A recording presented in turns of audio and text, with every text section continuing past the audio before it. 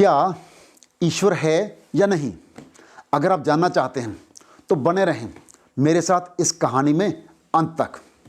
यह कहानी उन कहानियों में से एक है जिन्होंने मेरे दिल को, मेरी आत्मा को छुआ है।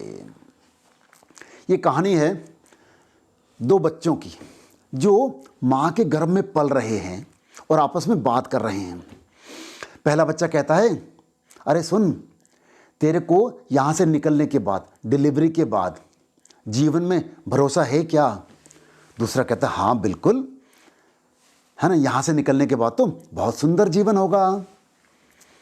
पहला कहता है, तू तो मूर्ख है यार, है ना, यहाँ से निकलने के बाद कोई जीवन नहीं है, मृत्यु है, अंधकार ही अंधकार है। दूसरा कहता है, नहीं, हो सकता है यहाँ से निकलने के बाद बहुत सुंदर उजाला हो, बहुत सुंदर जीवन हो, है ना। ये जो हमारे अंग बन रहे हैं, मुंह बन रहा है, हो सकता है इससे हम कुछ खाएं। ये जो पैर बन रहे हैं, इससे हो सकता है हम चलें। ये जो हमारी सेंसेस हैं, जिसका हमें कोई मतलब समझ में नहीं आ रहा है, हो सकता है इनका भी कोई उपयोग हो। मुंह से खाएं, मुंह से कहीं खाते हैं। अरे सारा जो भोजन हमें मिलता है, सारी जो न्यूट्रिशन हमें मिलती है, वो अम्बिलिकल कॉर्ड से मिलती है, जो हमारी नाभि के साथ जुड़ी हुई है। ये तो हमारे साथ बाहर जा नहीं सकती क्योंकि ये तो छोटी सी है। तो इसका मतलब है बाहर जाते ही हमें कोई भोजन नहीं मिलेगा, यानी कि भोजन नहीं मिलेगा तो निश्चित ही मृत्यु, तुरंत जीवन का अंत। अरे नहीं, हो सकता है बाहर जाने के बाद खाने का कोई डिफरेंट सिस्टम हो सकता है कोई माँ हो जो हमें खाना खिलाए, जो हमारा ध्यान रखे। अरे अभी माँ, ये माँ शब्द कहाँ से आ गया? अगर कोई माँ होता या होती तो वो हमें नज़र नहीं आती क्या? बताओ, तेरे को कहीं आसपास माँ नज़र आती है?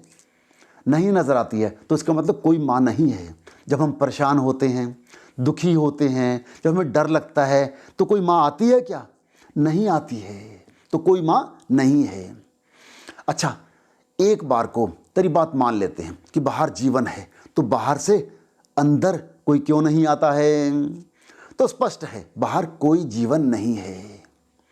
दूसरा कहता है, अरे हो सकता है कि माँ आसपास हो, हाँ, और बाहर जाते ही हमें अपनी बाहों में ले ले, हमारा ध्यान रखे।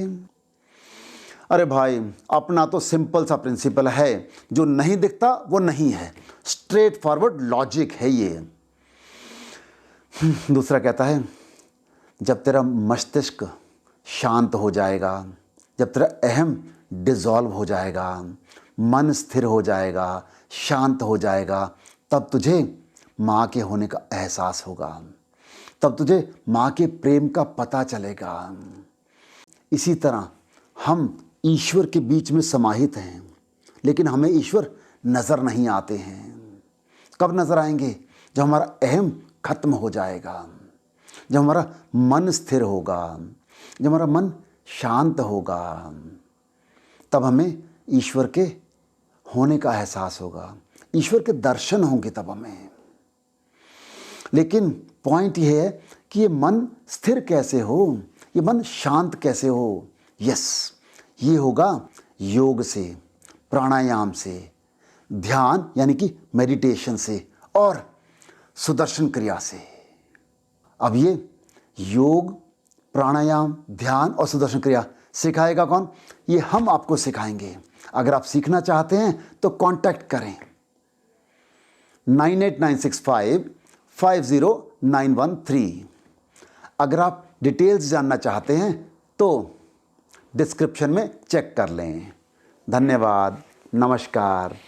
अगर आपने मेरा ये चैनल, जिसका नाम है योगी दिनेश जिंदल, सब्सक्राइब नहीं किया है तो उसको सब्सक्राइब कर दें और घंटी का बटन दबा देना।